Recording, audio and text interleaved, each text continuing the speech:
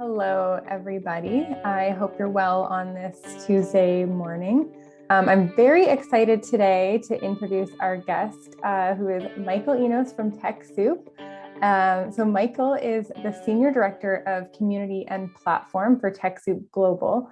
And TechSoup's mission is to build a dynamic bridge that enables design and implementation of technology solutions for a more equitable planet.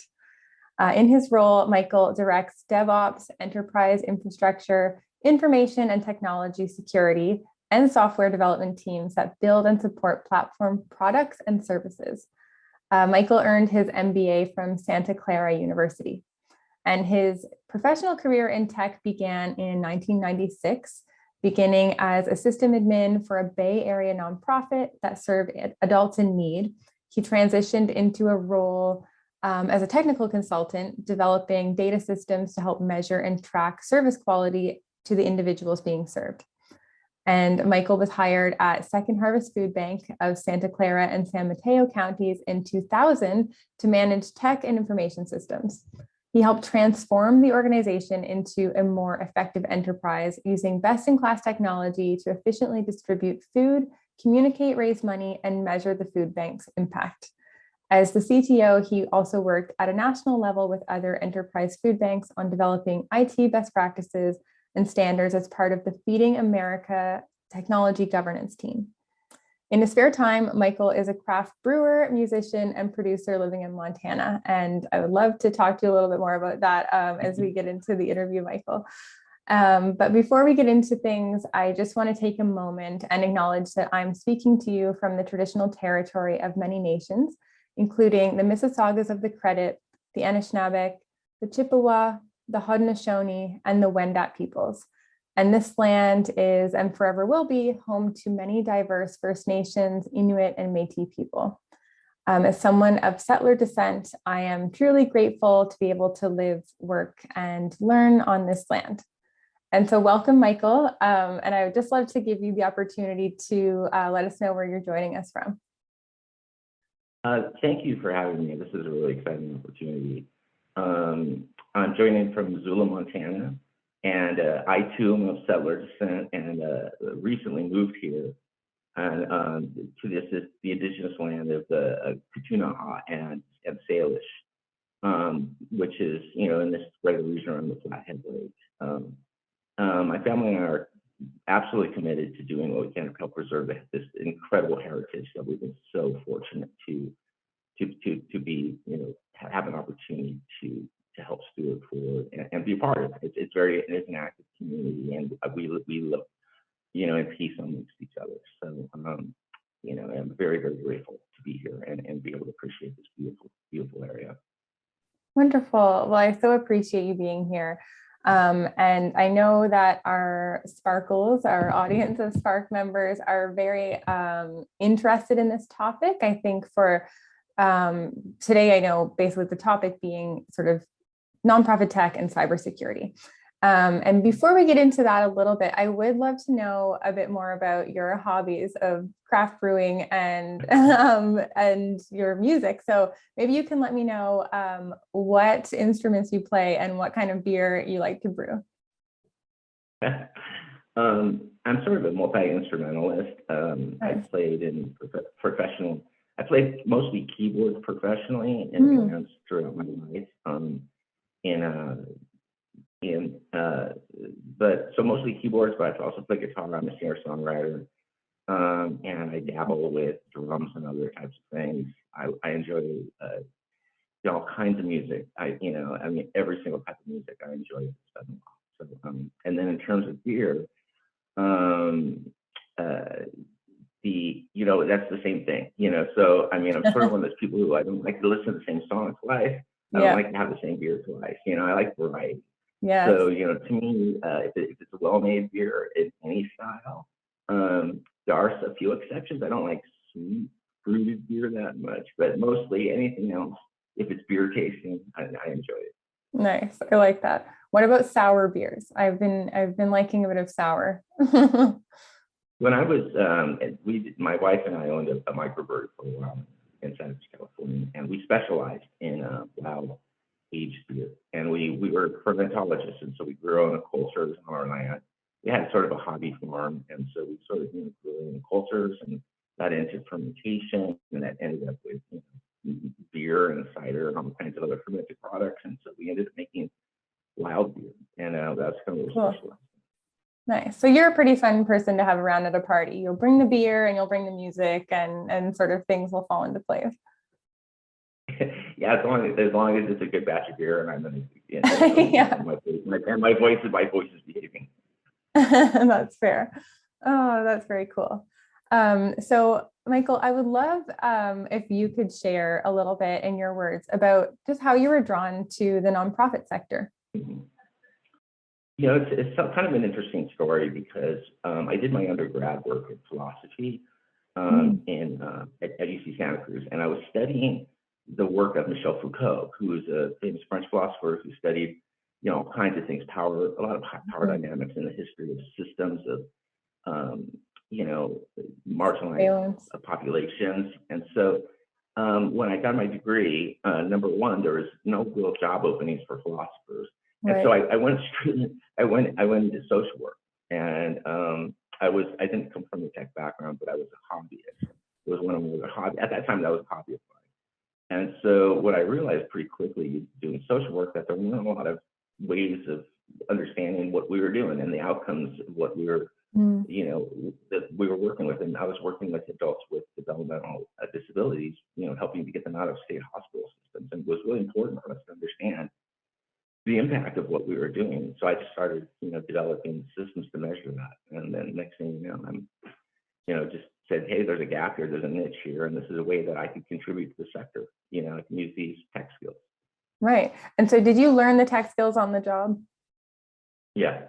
I mean, I had them, I learned them. So, being an autodidactic, I just sort of like to learn things on my own. It's my mode of learning. Although, obviously I went to, grad school and, had that mode of learning, which I adapted to as well. But if I'm doing the tech, I've always been able to sort of just self-teach by, I enjoy reading, I enjoy researching, and I enjoy that kind of stuff. So, to me, and then I had access to a lot of, great tools and things because in Silicon Valley, where I worked as a CTO, we had partnerships with a lot of the major tech companies. And so I had access to be able to try things.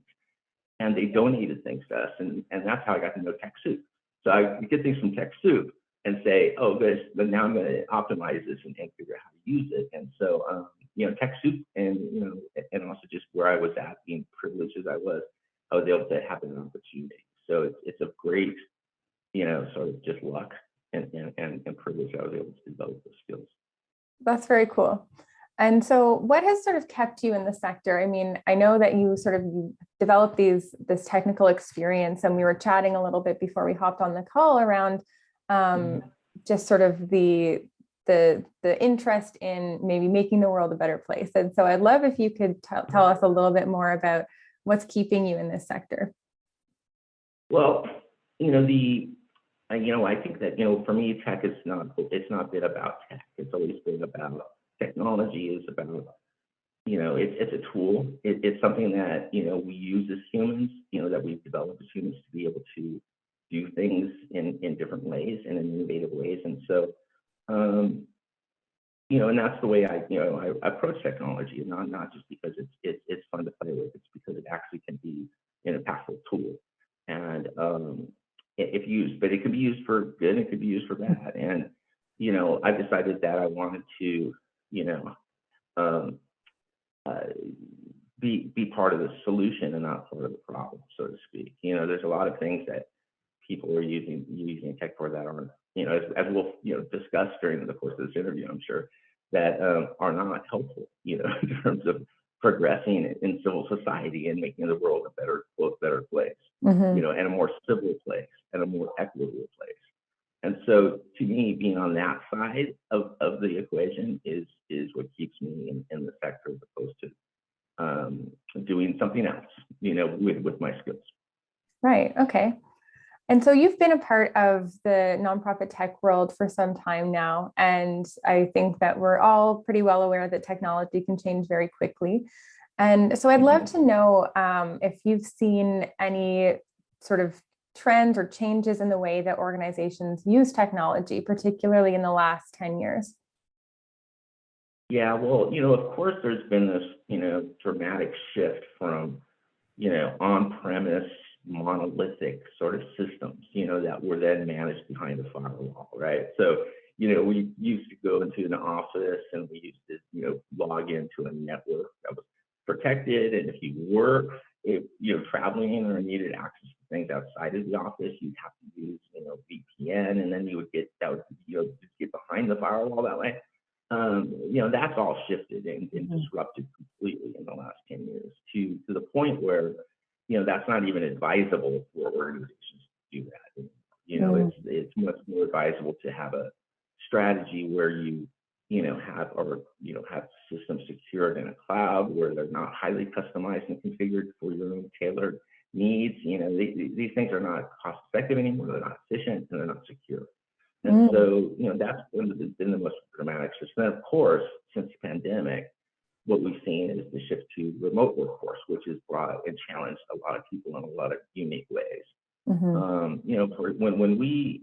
When the pandemic happened, Zoom, which TechSoup is fortunate to have a relationship with a lot of these companies, Cisco, Zoom, and we just saw this huge need, for people to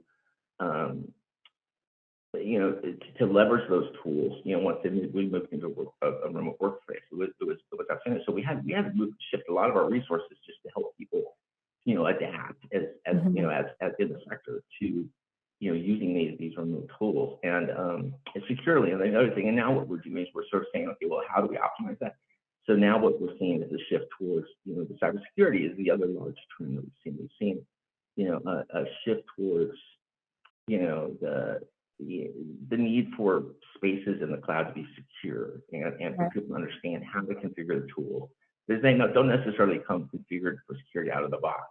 You kind of really have to kind of optimize them and say, okay, how am I going to, tweak this so that it actually meets my security policies and it's secure and enable MFA. And, because they kind of come sort of, vanilla out of the box. Get Office 365 or Google for Nonprofits or whatever. Right. And then when you start combining tools, it's like, if I'm using Zoom through an integration, is that secure or whatever? And I think one thing that I've seen a bit, and I don't know if you have too, but is organizations sometimes picking like 3 or 4 different programs when really they could just be using sort of the Microsoft suite or the Google suite. And I'd be interested to know just sort of some of the challenges that you're seeing sort of small organizations facing right now when it comes to that optimization. Yeah, I think that, there's this, plethora of, tools available on the cloud. And a lot of times you could start with a free trial.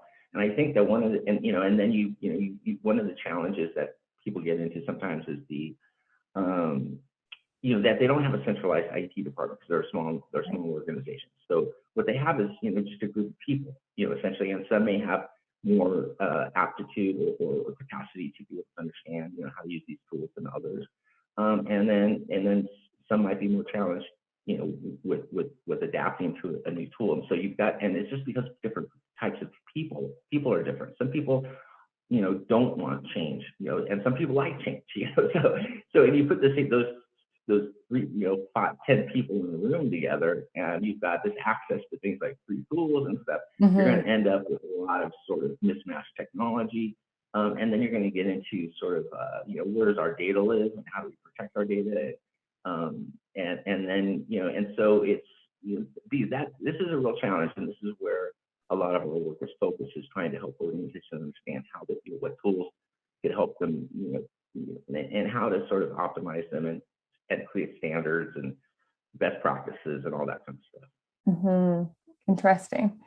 And so I know that I like how you're saying there's sort of different people working in organizations, some maybe averse to change, some more into it. And then I think there's the challenge of just not having time and not knowing where to prioritize. And so I wonder what advice you might have for individuals or groups who are working for organizations who may feel a little behind or not know exactly where to start. Yeah, that's a really good question. I think that,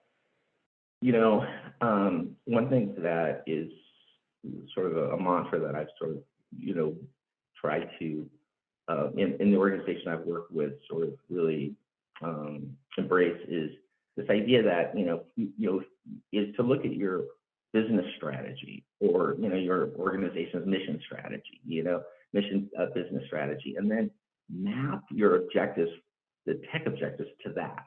Not just, so like if you're, for example, if you're going to be, needing to raise a certain amount of money because of a capital campaign, or, you're going to need certain tools to help you with that initiative.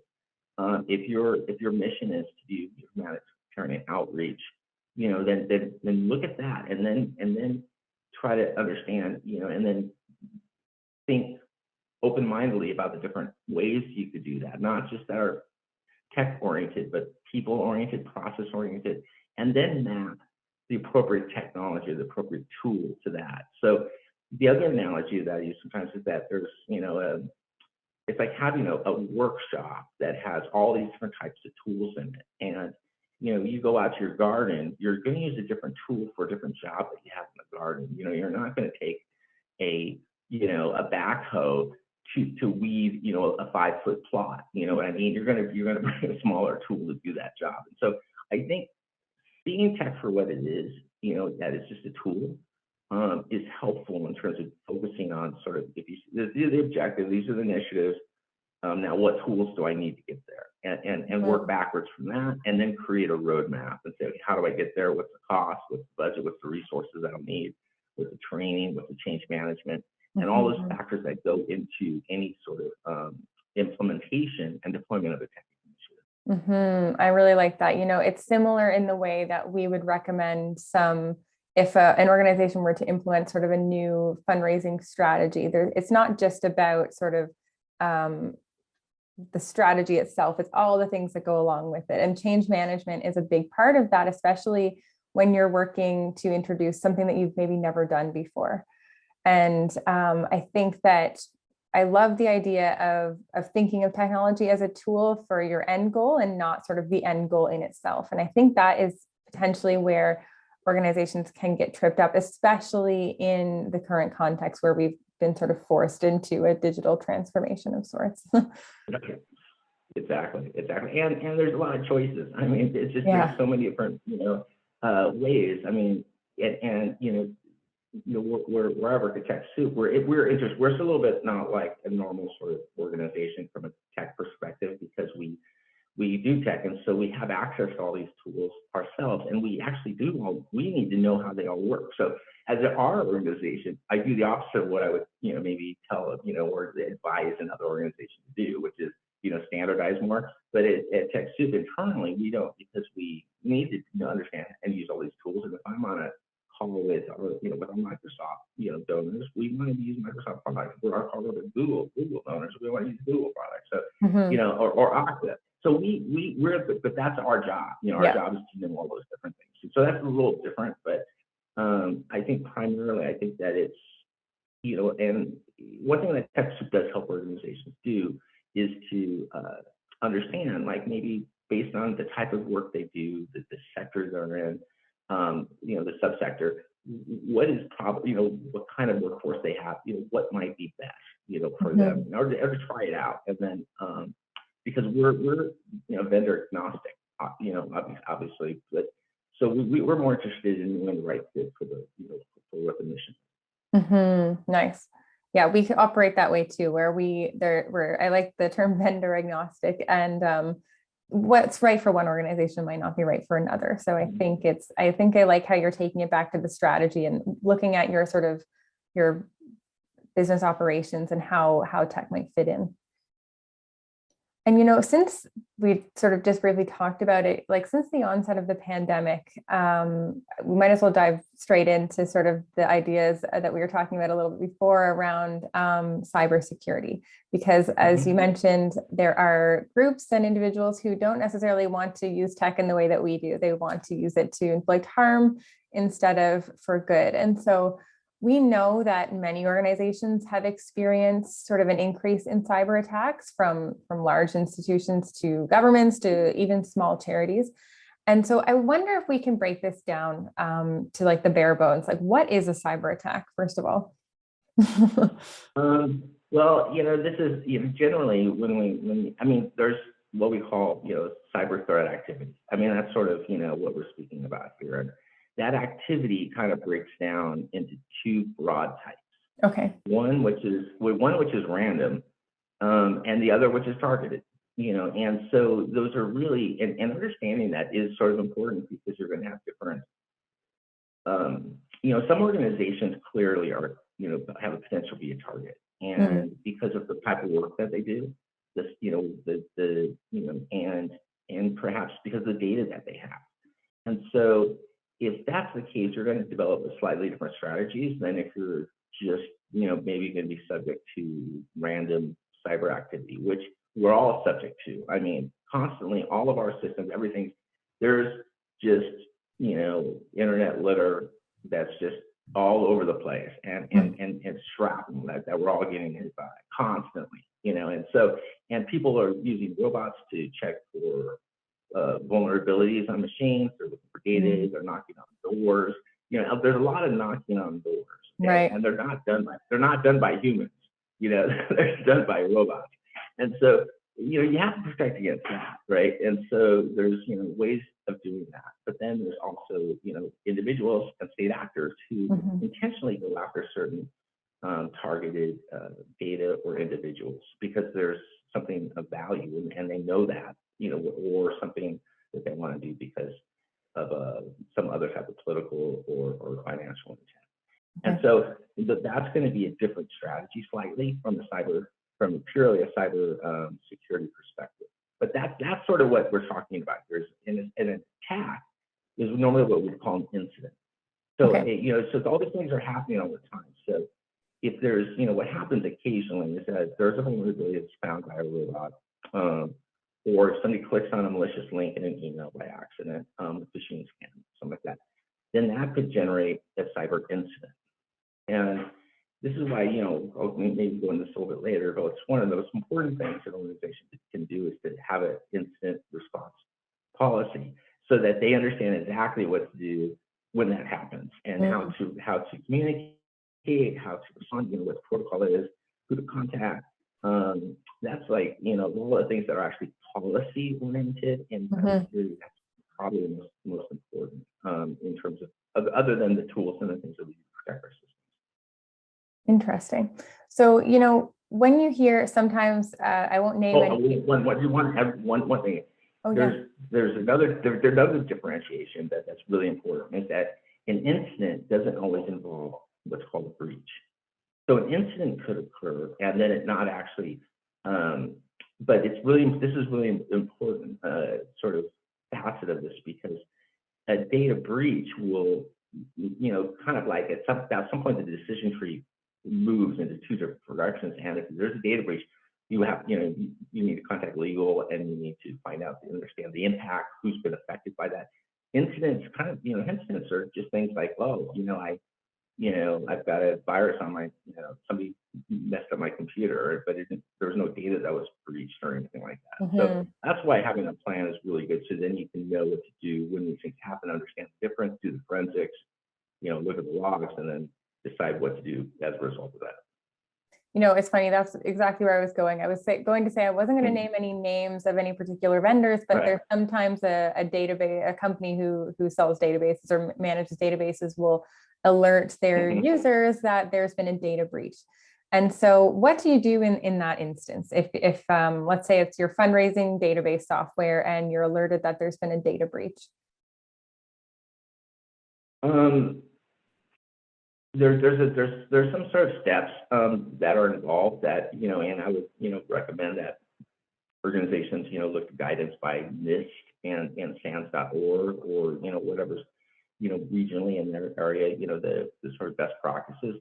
But generally what, if an organization needs to understand the impact of the breach, and they need to understand who's been affected and then how does that impact their privacy policy, and then also how to communicate that, and it's better to be transparent, and we've learned that from some of the data breaches that have happened that the more transparent that you are, the more apt you are to be, number one, to have brand forgiveness, and for your reputation to stay intact. Because it's not really necessarily what happens, it's how you respond to what happens. We all know, we've seen the biggest players in the world be hacked, and so, and I think that it's in some ways, it's not a matter of, if it's going to happen, it's a matter of when it's going to happen and how prepared you are. So I think that having, getting consensus with your executive team about it, and also setting expectations. Like, as much as you protect it, try to protect everything. This is probably going to be an incident, possibly a day breach. How do we prepare ourselves in case that happens? And how do we ensure that we're transparent? We don't try to hide it. We contact the individuals. We let them know what happened. We, perform remediation as soon as possible. We learn from it. We use that as an opportunity as a learning organization to improve what we're doing. And then also use that as, and then once you understand the impact, communicate it to the users in a way, and then do whatever form of remediation you need to do in that regard. From a legal perspective, it has to happen. Like, that's like a life lesson. It's not about what happens to you, but it's about how you respond to it, right? Right. I think things are, I've said this for a long time, but the only way to avoid tragedy is to be one. So, I think that essentially things are all going to happen now. All kinds of things are happening in life, and happen to people, happen to, and that happens in your work. And so it's really about how to respond. And, we've kind of talked about like the difference between the incident and the breach, but what damage can it do? Like, if you have a data breach, like what's at risk here? Yeah, well, first and foremost, it's going to create disruption. It's going to be, it's going to disrupt the workflow, and it's going to do things like, and then as a result of that, you're going to have potential loss of revenue. You're going to have a lot of just people doing things that are outside of the daily practices, and you're going to be spending a lot of late hours trying to correct and remedy things, trying to restore backups. It's very disruptive. Yeah, but more importantly, other than that, is brand reputation. I think that ultimately, if there's a really severe data breach or even a severe incident, it could really do damage to your organization's reputation. So there's more respiratory sort of risk, and loss of trust, in the community that you're serving. I think is probably that's more impactful than just business disruption, right? And but also could hurt your mission ultimately. And so that's what is really what we're trying to avoid. Right. And you've talked a little bit about the fact that some organizations may be more vulnerable than others for a targeted attack based on maybe like the politics of that sort of surrounds their mission. Or are there other things that could make an organization vulnerable? Like, could you maybe talk about that a bit? Yeah, you used the right word, vulnerable, and essentially, we all have vulnerabilities, but I think that when it comes to the tools that we use, and the humans that are using those tools, those are the two types of vulnerabilities that we have, right? We've got the systems, and we have, something's not, if you don't have software that's updated, if you're not using, encryption, or if you're not using, if you're in a public Wi-Fi, you're not using, VPN or something like that. You can become vulnerable, and you can, I think having, awareness, of, what makes you vulnerable, and if that's the security thing. We kind of know that from the human perspective, like, how am I going to be vulnerable, in certain situational and environmental circumstances, but we have to think about the tools that we use in that same context. What makes them, how do they become vulnerable? And also, as humans, how are we vulnerable? Are we vulnerable to things like social engineering attempts that happen through phishing campaigns on email? Where's my Achilles heel in terms of falling for the email that looks like it's coming from my executive director, right? And saying, oh gosh, I really want to please my executive director, so I'm going to respond right away to her about this request to get gift cards, what I mean? Or something like that, right? And so you have to, like, that's the ways that we're vulnerable. And it's not, and like I said, we're from people, process, and a tech orientation. And understanding of that and is really important if we want to have a secure environment that we're working in. I mean, ultimately, it's people who are using the tech. So I think by putting that front and center, it's not just systems and technology. People is really fundamental to how this works. It's a really interesting perspective.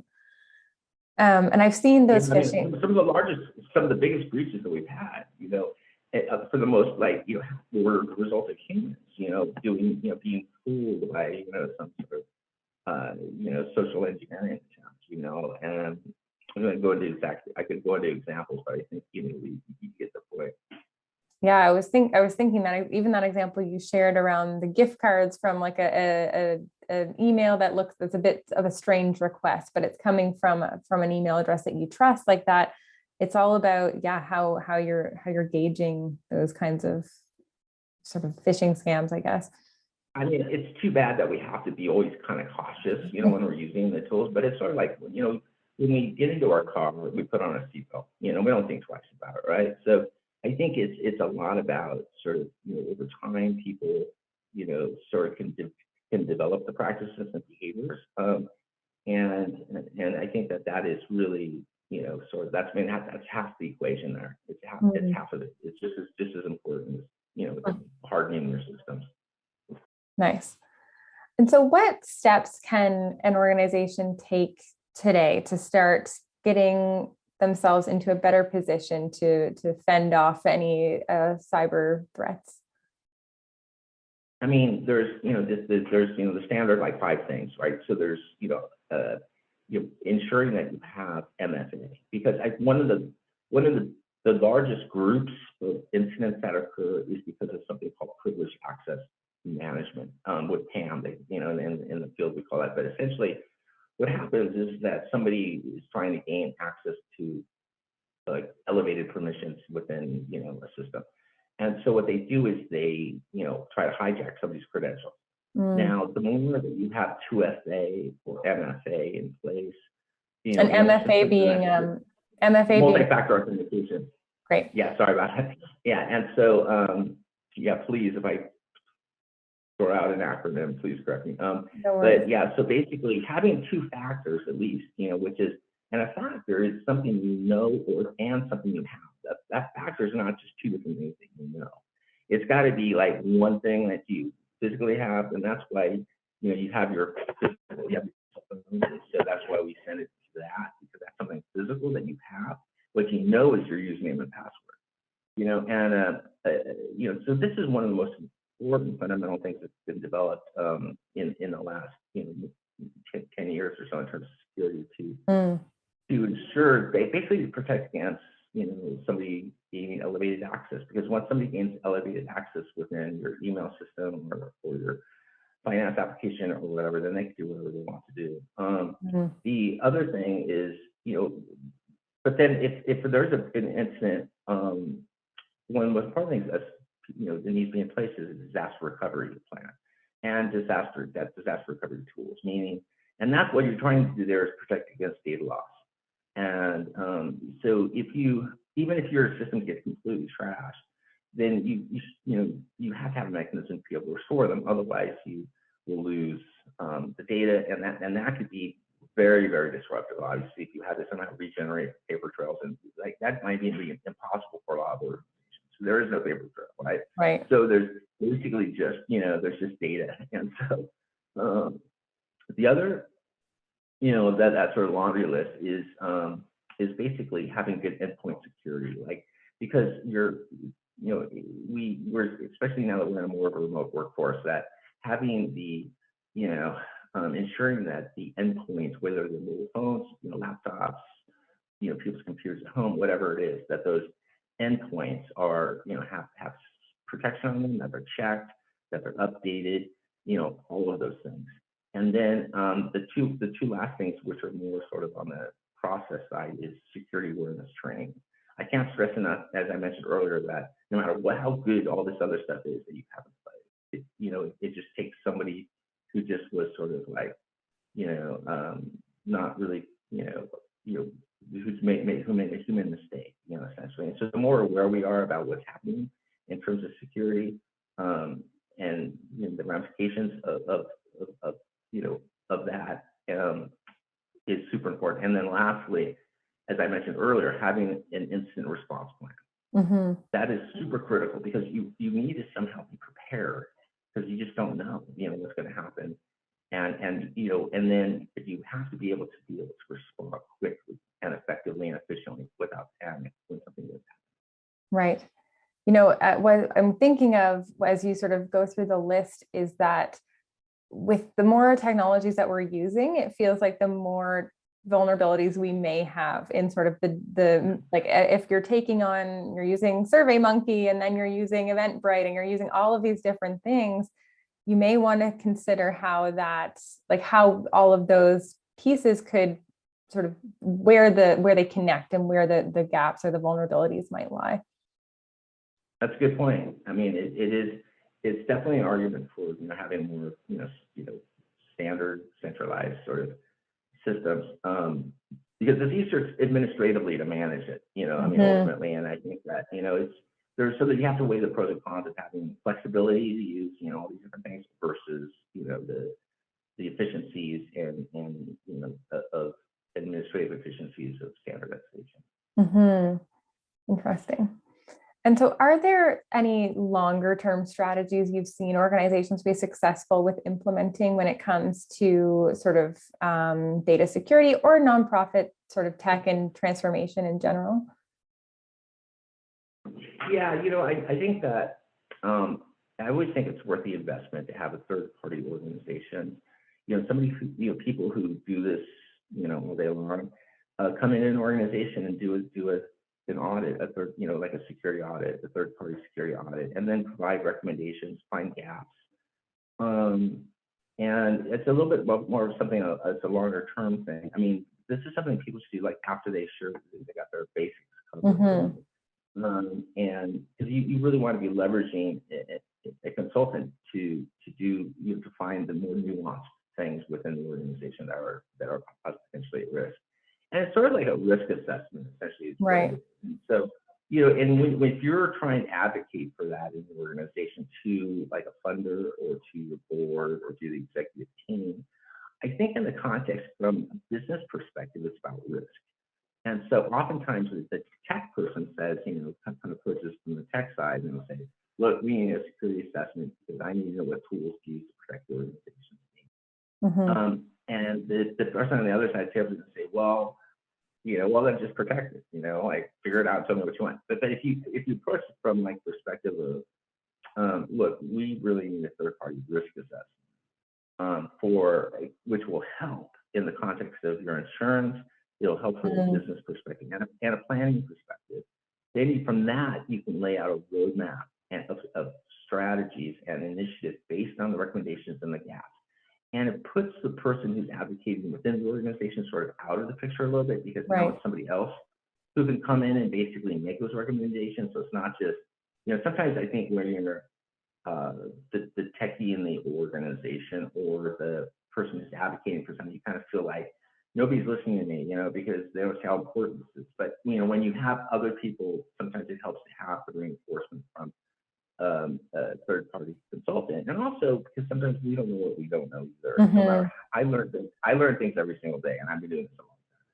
Yeah, I think it's the clarity and the education thing too. I mean, we actually did here at the fundraising lab, we did a risk assessment a year or so ago when we were trying to get our house in order, and yeah, there was things on that assessment I had never heard of before and never considered. And I think it's while I work in this space a little bit, I just was not aware of them at all. And it was kind of that education piece that has now serving me in my work with our clients as well. So I think it'll help for the organization down the road to invest in that, but also in sort of the accidental techie or the techie in the organization, their professional development too.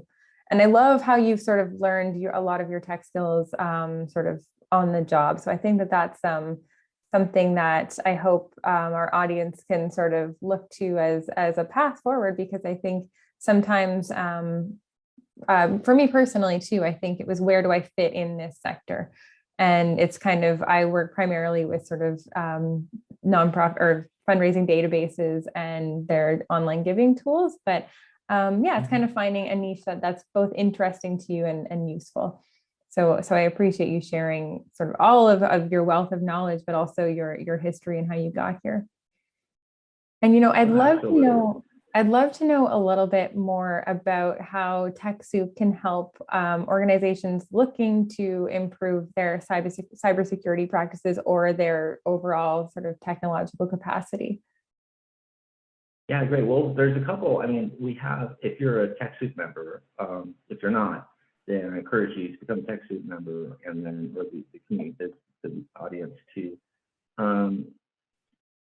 join TechSoup as a member, and then look through our catalog essentially and our services that we offer. We have services, and we also have materials like blogs and webinars that we conduct on cybersecurity specifically. So there's opportunities for learning through courses. We launched recently a specific community-based membership program called quad.org. And the focus of Quad is we're going to be doing sort of specialized membership-based focused areas in the sector. One is that we're focusing on during the launch of Quad is food security, and the other is cybersecurity. So those are the two areas. So that's going to be another resource, and we're looking for that's sort of more like a community. We're creating communities to help people learn from each other and grow together in this space. And then of course TechSoup, TechSoup.org has a whole bunch of resources available to people, as well as products that are donated by Bitdefender, Avast, Northern LifeLock, and we have other types of products that people could employ, and the materials and tools for them to be able to understand how to use them and optimize them. Amazing, that's great. Good to know. Yeah, absolutely check out TechSoup.org. Tons of amazing resources, as Michael just shared. Thanks again, and take care. And I look forward to seeing you guys in the future down the road sometime.